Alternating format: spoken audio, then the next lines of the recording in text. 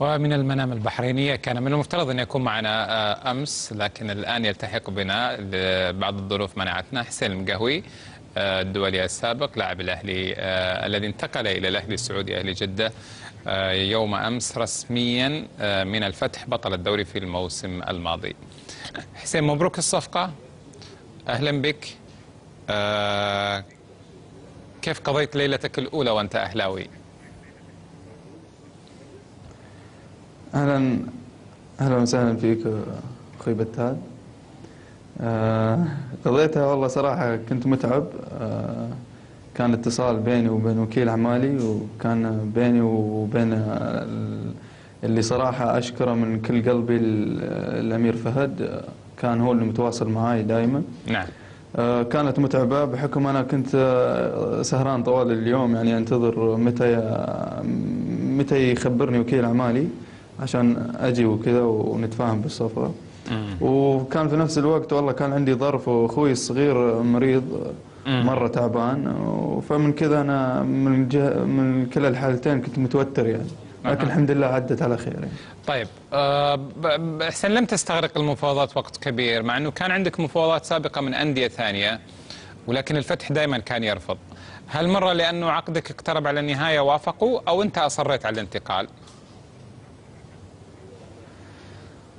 لا والله، يمكن صحيح هو عقدي بينتهي نهاية الموسم هذا، ولا بداية الدوري ينتهي عقدي كذا. يمكن جاتني عروض، لكن العروض ما كانت الجدية مرة يعني الرسمية، ما عدا في كلام صحيح وفي كان أعضاء شرف، لكن ما كان الشيء رسمي. جاء النادي الأهلي وجاء الأمير فهد. صراحة صار الموضوع جدي، كلمني وكيل أعمالي اللي هو تركي الزهراني، قال لي عن العرض وكذا. قلت له أنا يشرفني يعني، لكن تدري النظام الأول والأخير القرار لإدارة الفتح، إذا خلتني أروح يعني ما هذا الاحتراف، وجلست أنا راح أبقى وألعب يعني لآخر يوم في نادي الفتح. جميل. طيب، كيف ترى نفسك في الأهلي؟ اخترت الأهلي لأنه عرض مادي، ولا فنيا أيضا هو مناسب لك لطريقتك؟ لا والله بالعكس، خلاف المادة راح تجي يعني. أنا يعني الحمد لله أول شيء إني طموحي كبير، ويعني ولا أقلل من نادي الفتح، بالعكس نادي الفتح نادي كبير، وجبت معه بطولتين اللي هي الدوري وكأس السوبر. لكن جيت لنادي الأهلي بعد قلت لك طموحي كبير، إن شاء الله أنه يعني يكون الموسم هذا الجاي موسم يا رب يعني حافل بالبطولات إن شاء الله، وما هي صعبة في كرة القدم أبد. يعني احنا حققنا الدوري، ما في شيء صعب يعني بكرة القدم أبد، لا مادة لا شيء، بالعكس هي إصرار وروح وعزيمة، وإن شاء الله أن ناخذ كل شيء. طيب. إن شاء الله يعني أكون فال خير على نادي الأهلي إن شاء الله. إن شاء الله. حسين، اتكلم عن الطريقة الفنية. أنت لاعب، أنت أسلوبك اللاعب الفنان الهادي اللي يلعب بالمخ، على قولتهم بالشوكة والسكين. يناسبك هذا؟ يعني تحس انه هالطريقة مناسبة لك في الأهلي، انك ممكن يعني تكون مع رتم الأهلي السريع؟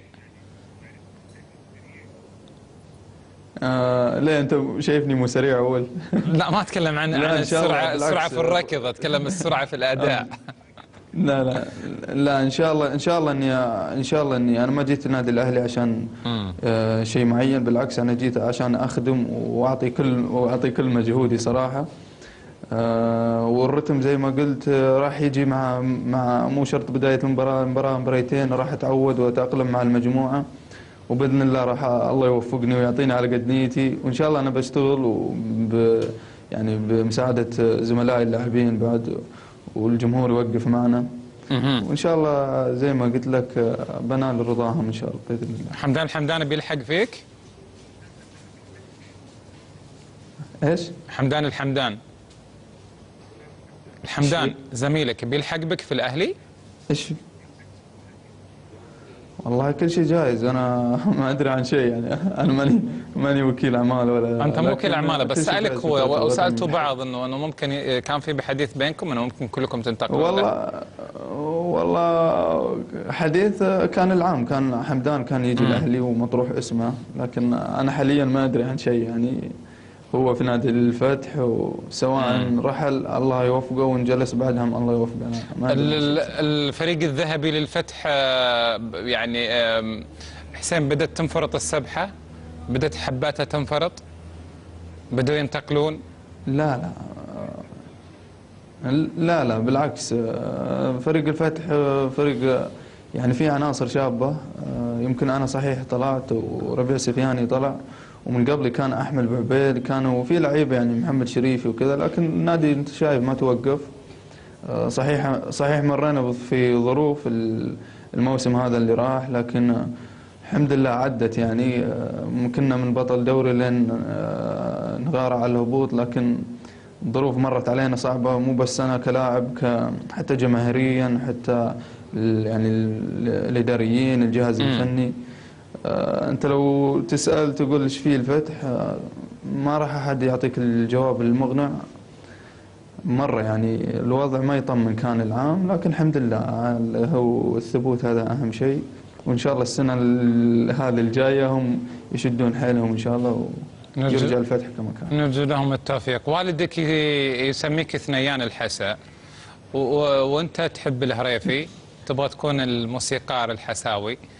جمهور الأهلي تبغاه يسميك الموسيقار الأهلي ولا الثنيان الأهلي؟ لا والله، لا موسيقار الأهلي ولا ثنيان الهلال، ما أدري. لا موسيقار، كل واحد واسلوبه اخوي بتال، كل واحد وشخصيته في الملعب. انا احترم اول شيء فهد الهريفي، الكابتن فهد ويوسف الثنيان، لهم كل الاحترام والتقدير. لكن انت كلاعب لازم تكون لك كاريزما خاصه، اسلوب خاص في الملعب، شخصيتك. يعني قلت لك مع احترامي للاثنين، الكباتنا عمالقه وانا اتشرف فيهم كثير، لكن كل واحد واسلوبه في الملعب. جميل. ما الذي تحلم به حسين مع الاهلي؟ ماذا تريد أن تحقق مع الأهلي بعد بطولتين سوبر في الفتح ودوري؟ ما في مشكلة أحقق دوري ثاني، وحتى الكاس ولي العهد. ويعني أنا طموح لدرجة ما تتصور يعني، والكل يعرفني الحمد لله. أجتهد وأتعب على نفسي كثير.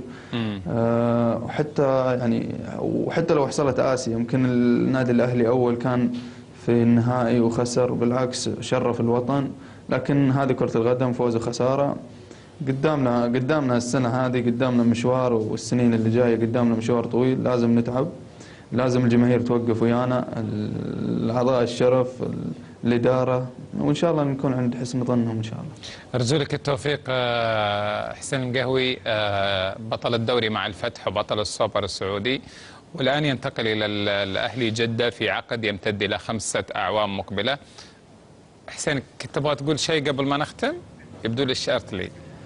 اي والله. تفضل. اي والله، انا احب اشكر اول شيء اداره الفتح، واشكر الامير فهد بن خالد. نعم. صراحه هو اللي ما قصر وياي ابد يعني، على طول كان يكلمني، كان حريص على اني ارتدي شعار الاهلي وانا اتشرف فيه. الامير بعد فيصل. أشكر إدارة الفتح، عبد العزيز العفالق، أحمد الراشد، محمد السليم، إبراهيم الشهيل، أشكرهم جزيل الشكر.